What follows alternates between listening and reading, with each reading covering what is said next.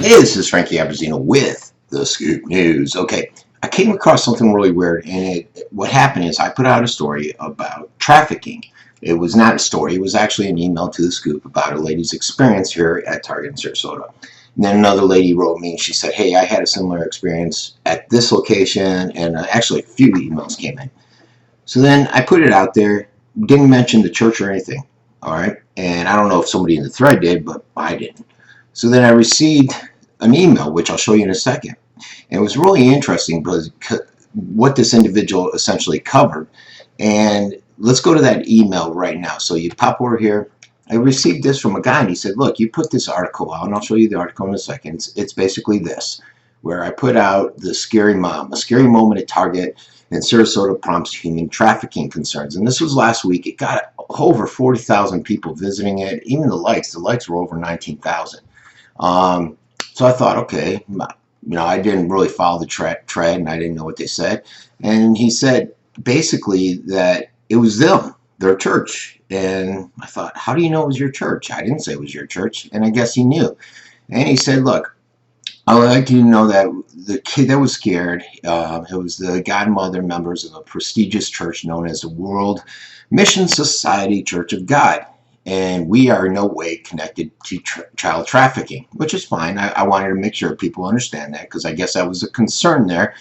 But, and it depends on how you look at this. He basically said he wanted the blog taken down for a couple reasons. One is the clear evidence, their speculation of clear evidence of child trafficking, which I'll give him. There is in that what the lady said, that the blog makes the church look weird. I never even mentioned the church, so I don't know where he got that from.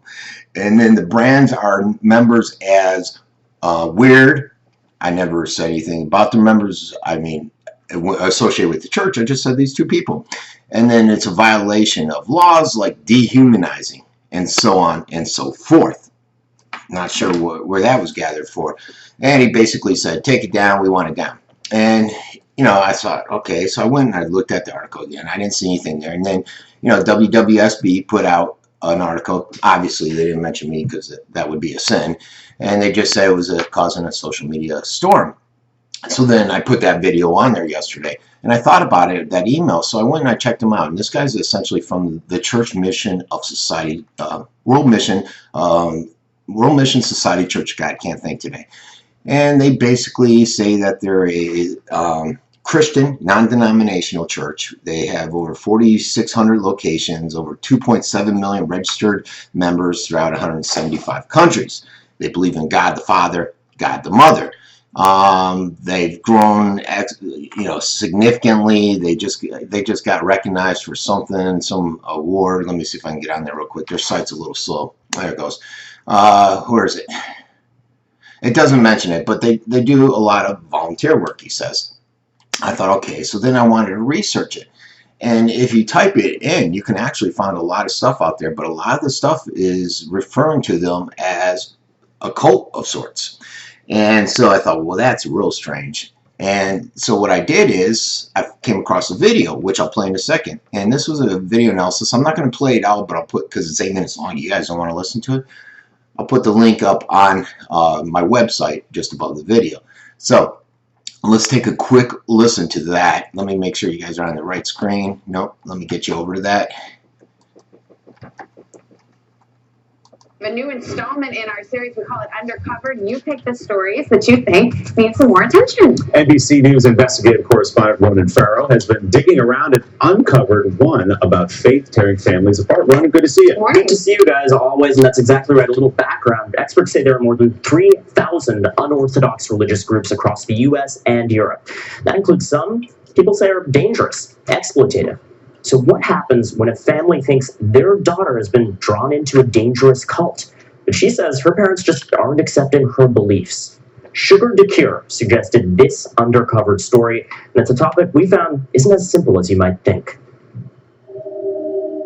There's two Beckys. The cult Becky belongs to the group, and we can't get her away. Voicemail box. It's Rebecca's 33rd birthday. Those are her parents. They're calling, but they know they're not going to hear back. We love you so much. We wish that you were home with us. We miss you.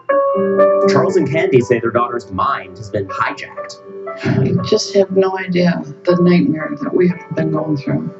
The family says it came out of nowhere. Rebecca's childhood seems apple pie perfect. She was in the National Honor Society, on the track team, in the school band. She wanted to grow up to be a teacher. I was pretty close with my sister. She was really happy. Then about 9 years ago, an acquaintance invited Rebecca to join a Bible study group. And her family says she started slipping away. She didn't come home for Christmas. She didn't show up to my wedding. And then they say things got really weird. Suddenly, Rebecca was married to another member of the church.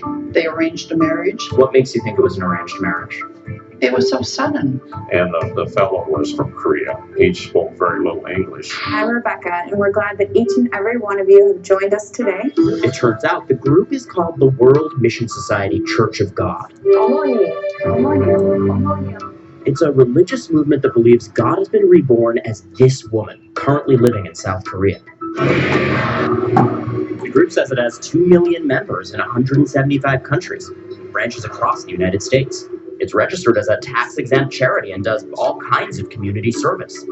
But over the course of more than 5 months of reporting, NBC News heard from specialists, reporters, and former members who told a different story, including 5 former members who all use one word. I consider them a cult. That's former member Michelle Colon. She claims the group is brainwashing people, convincing them to hand over their savings because the world's about to end. So people are separating themselves from their families. They're quitting school. They're emptying out their pensions to donate the money to the church, because what do you need a pension and a 401k for if the world's going to end soon? And so there you have it. Sorry, I'm a one-man operation. Got to change some screens, but so there you have it. Are they a cult? I don't know. They do a lot of volunteer work that I uncovered. Were those ladies in the mall and the different locations? I think I put out one more email that was sent to me. I don't think I put out the other ones. Is this a lady related to them? Is this church related to them? I never said they were. And how does this individual know those were his 2 individuals unless they sent them out there?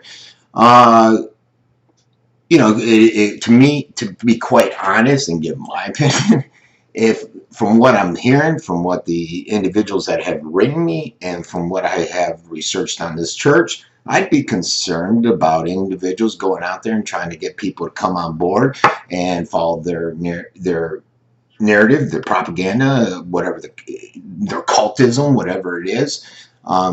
There's enough concern, obviously, out there on the net. So I encourage any of you. I'll put a couple search links you can look at, and you can do your own research, and you decide.